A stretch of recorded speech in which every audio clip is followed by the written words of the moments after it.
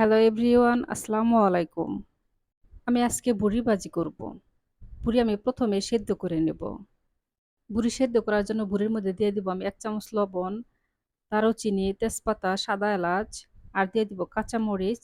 দিয়ে দিব আমি পেঁয়াজ কুচি, আদা রসুন বাটা আর দিয়ে দিব জিরা বাটা। আজকে আমি সব মসলা বেটে তারপরে বুড়ি ভাজি করব। এখন আমি উপরে দিয়ে দিব ১ চামচ শুকনা মরিচের গুঁড়া, ১ চামচ ধনিয়ার গুঁড়া আর ১/২ চামচ হলুদের গুঁড়া। আমি বুড়ি সেদ্ধ হওয়ার জন্য ১ গ্লাসের অর্ধেক পানি দিব বুড়ির মধ্যে। এখন আমি বুড়ি মসলার সাথে হাত দিয়ে মেখে ঢাকনাটা ঢেকে দিব। চুলার জাল মাঝারি আঁচে রেখে আমি বুড়ি সেদ্ধ করে নেব। আমি আজকে বুড়ি ভাজি করার জন্য পাটায় সব মসলা বেটে নিয়েছি। যেকোনো রান্না যদি একটু বেশি ভালো করে রান্না করতে চান তাহলে অবশ্যই মসলা পাটায় বেটে রান্না করবেন। তাহলে দেখবেন যে ব্লেন্ডার করার থেকে পাটায় বাটার তরকারিটা বেশি মজা হয়। বুড়ি সেদ্ধ করে নামিয়ে নিয়েছি। এখন প্যানের মধ্যে আমি সয়াবিন তেল দিয়ে দিব। তেলের মধ্যে আমি পেঁয়াজ কুচি দিয়ে দিব। পেঁয়াজ আমি তেলের মধ্যে ভেজে নিয়ে আমি দিয়ে দিব তেজপাতা, দারুচিনি আর সাদা এলাচ। আর দিয়ে দিয়েছি গোলমরিচ, লবঙ্গ।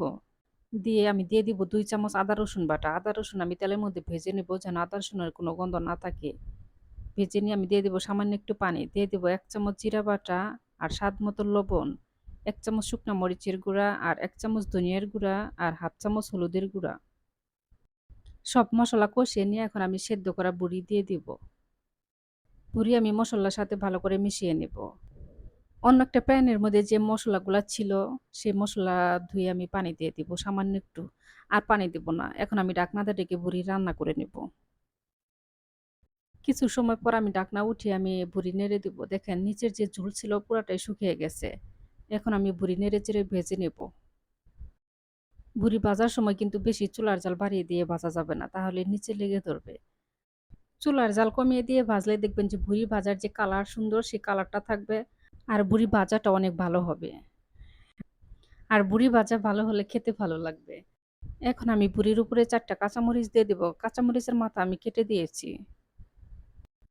আমার এই বুড়ি ভাজা যদি আপনাদের ভালো লাগে তাহলে অবশ্যই আমার ভিডিওতে একটা লাইক, কমেন্ট আর শেয়ার দিবেন। আর আমার চ্যানেলটিতে সাবস্ক্রাইব করে চ্যানেলের পাশেই থাকবেন। বুড়ি আমার অর্ধেক প্রায় ভাজা হয়ে গেছে। এখন আমি এই প্যানের মধ্যে সয়াবিন তেল দিব।